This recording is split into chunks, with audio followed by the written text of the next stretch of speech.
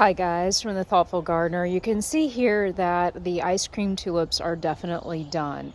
And a question I get is, when do I cut this foliage back? Well, in our area, you might want to consider digging your tulips up.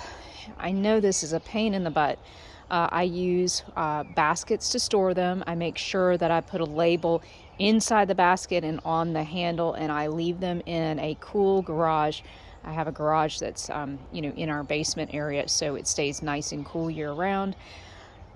Because if it continues to rain, we're predicted to have a pretty stormy June and then a very hot July.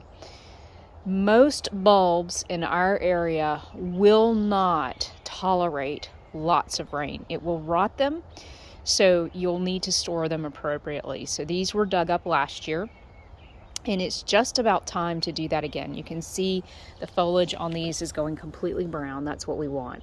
If it's green, they're not ready to come out yet. That green foliage is feeding the bulbs that are right here. So if you dig them up right now, that bulb has not got the food it's going to need to bloom next year. So you may have to do this in phases. So it rained yesterday, so these are extremely wet. When I dig them out, I'm going to put them on newspaper and make sure they're thoroughly dry, and then I will cut away this excess right here.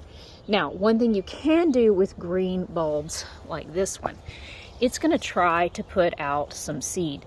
So what you can do is you can trim away the top of this, and what that's going to do is force the bulb to spend time on making really good food for the bulb itself instead of trying to make a new tulip. So let me show you. These are probably a better example of that.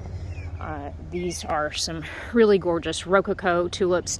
They were overwintered with the technique that I have told you about last year, and you can see it's putting out the seed capsules. So you can just trim this off, but leave this for now. But when you see dead foliage, it's time to dig those guys up and store them properly. It's possible that you could leave these in the ground. On some varieties, I have luck with that, especially if they're near a tree, because the tree is soaking up the moisture. But if they're not in a raised bed, it's very likely that the bulb will rot, and you're going to be really disappointed because they're not going to come up again. So, to dig or not to dig? That's the question. My answer would be, if you live in an area that gets a lot of rain, you probably want to dig them up and store them properly. Garden thoughtfully. Take care.